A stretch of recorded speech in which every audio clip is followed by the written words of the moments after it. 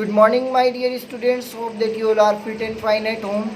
Class 9, welcome to Nirval's classes and myself Ashish Nirval.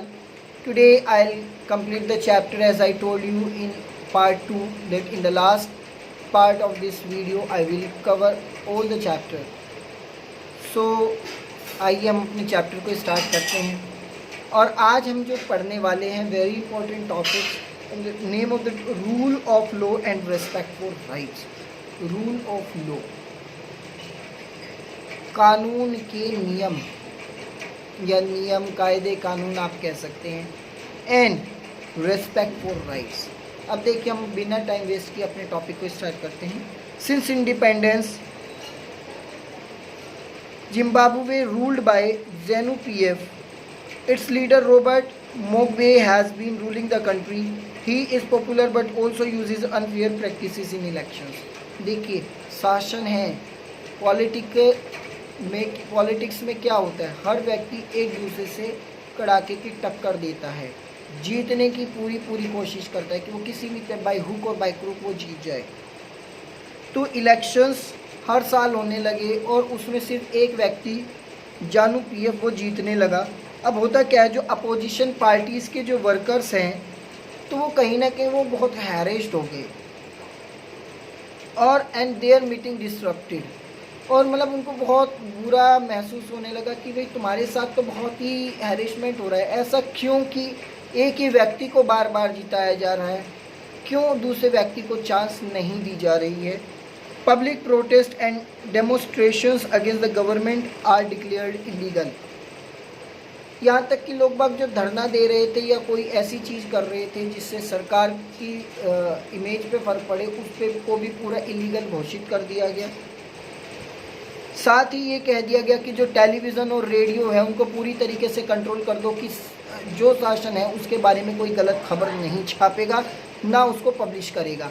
उसके बाद देखिए independent newspaper are there but government harass the journals who are against it. देखिए newspapers independent होते हैं, वो जो चाहे वो खबर छाप सकते हैं, लेकिन सरकार ने उनको भी प्रतिबंध कर दिया कि खबरदार अगर आपने हमारे बारे में कोई गलत खबर छापी, हमारी कोई खबर छापी तो उनको, अगर वो कोई छाप भी देता था तो उनको सज़ा मिलती थी। इन दिस केस, इस केस में सरकार ने इग्नोर किया हर एक चीज़ को, चाहे वो जज हो चाहे कोई भी हो, हर एक व्यक्ति के निर्णय को उन्होंने इग्नोर किया।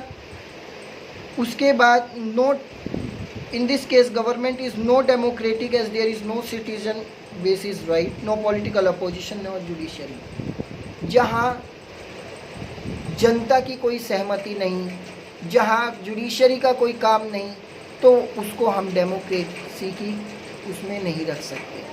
तो यहाँ पे डेमोक्रेसी नहीं था। A democratic government rule with in limits, क्योंकि डेमोक्रेटिक गवर्नमेंट वो सरकार होती है जो अपने दायरे में रहकर काम करती है, लेकिन यहाँ तो दायरा ही क्रॉस कर दिया। यहाँ तो अपनी अपनी चला रहे थे कि जो भी है हम हैं, हमसे बढ़कर कोई और नहीं।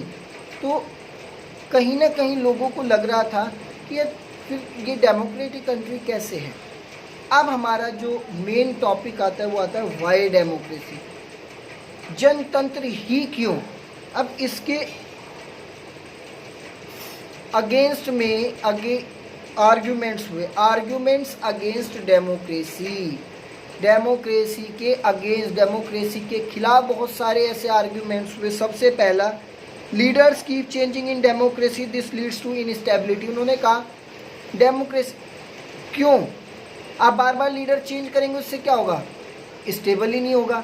जब कोई व्यक्ति स्टेबल नहीं होगा तो वो अपने काम को कैसे दिखा पाएगा।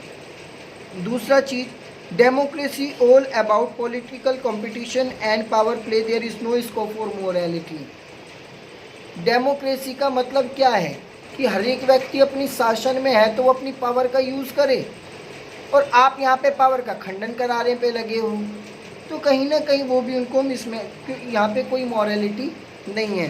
सो many people have to be consulted in democracy that it leads to delay. Democracy democracy democracy क्या होगा, डेमोक्रेसी से कोई भी फंक्शन होगा वो डिले होगा, कोई भी चीज़ होगी वो डिले कर दी जाएगी। Democracy leads to corruption. Democracy से क्या होगा? जहाँ जनता का राज होगा क्या होगा? करप्शन होगा, लोग बाग एक दूसरे से भ्रष्टाचार करेंगे, पैसे वसूलेंगे। जब हम लोग शासन सत्ता में रहेंगे, हम भ्रष्टाचार नहीं होने देंगे, तो क्योंकि हम इलेक्टोरल कंपटीशन को कर सकते हैं। Ordinary people don't know what is good for them, they should not decide any. और जो सीधा साधा व्यक्ति, उसको बेचारे को यही नहीं पता कि तुम्हें क्या डिसाइड करना है क्या नहीं, उसको क्या कौन बताएंगे? हम बताएंगे। और जब हम ही लोगों को शासन से हटा दिया जाएगा, बार बार चेंज कर दिया जाएगा, तो उनको कौन मार्ग दिखाएगा? तो कुछ लोग का मानना था कि डेमोक्रेसी ठीक गलत है, एक ही लीडर को एस्टेब्लिश करना चाहिए।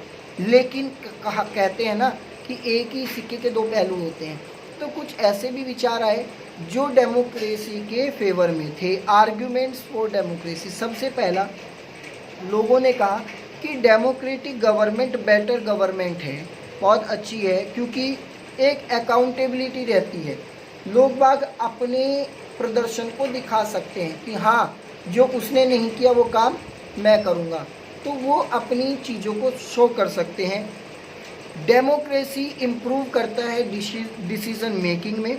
साथ ही ये वो जो डिफरेंसेस, जो कॉन्फ्लिक्ट्स होते हैं, जो झगड़े होते हैं, उनके बीच में भी डिफरेंस बता देता है। देखिए, पहले हमारी सरकार क्या थी, लोग कहते हैं अरे उसने कुछ नहीं किया, देखो इस व्यक्ति ने बेचारे ने कितना अच्छा काम किया। तो वो डिफरेंस, जो झगड़े होते थे, वो सब भी हमें डेमोक्रेसी के माध्यम से पता चल जाते हैं।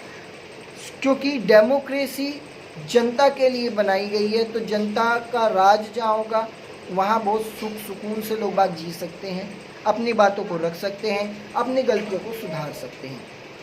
ये हमने डेमोक्रेसी के बारे में पढ़ा। अब अगर मैं ब्रॉडर मीनिंग ऑफ डेमोक्रेसी की बात करूं कि डेमोक्रेसी का असल में मतलब है क्या। The most common form of democracy take in all time that it is a representative democracy where majority is allowed to take decision on behalf of people. Democracy एक वो फॉर्म ऑफ गवर्नमेंट है जिसमें ruler को, जो जिसको व्यक्ति चुनते हैं अपना तो वो मेजर क्या करता है, उनके बिहाफ पे लोगों को, या उनके बिहाफ पे वो पार्लियामेंट में या कहीं भी लोगों की बातों को सरकार तक वो पहुंचा सकता है। Majority people rule through elections only. जिसको वो लोग चुनेंगे, जो देश को संभाल सकता है, ऐसे व्यक्ति को चुनेंगे, उसी को देश को शासन करना है। डेमोक्रेसी के अंदर हर एक व्यक्ति का इन्वॉल्वमेंट ज़रूरी है, स्पेशली कौन, जिनकी उम्र 18 या 18 साल से ऊपर है, क्योंकि वो भी अब बालिग हो गए हैं, उनको भी पूरा अधिकार है कि वो चीज़ों को देखें, समझें और परखें। So that's all how our chapter first, what is democracy and why democracy of class 9 is over. So my dear student, that's all for today and have a nice day. Once again, if you have any doubt, any query, you can make a call to me or you can message me on my WhatsApp, and my WhatsApp number is 8279765371. Class 9th student जिन्होंने मेरा channel अभी तक like नहीं किया, subscribe नहीं किया, वो please मेरे चैनल को लाइक करें, सब्सक्राइब करें, साथ ही बेल आइकन को प्रेस करें, ताकि आपके पास तक नई वीडियोस की नोटिफिकेशंस आती रहे। और हाँ, अपने दोस्तों तक भी मेरे चैनल को शेयर करें और उनको भी बोले कि सब्सक्राइब करें, ताकि ये पढ़ाई है और ऐसा काम करें ताकि सभी लोगों का भला हो सके, आपका और आपके फ्रेंड्स का। तो मेरे चैनल को ज़्यादा से ज़्यादा लाइक करें, सब्सक्राइब करें और कमेंट बॉक्स में अच्छी अच्छी कमेंट ज़रूर करें। Thank you and have a nice day.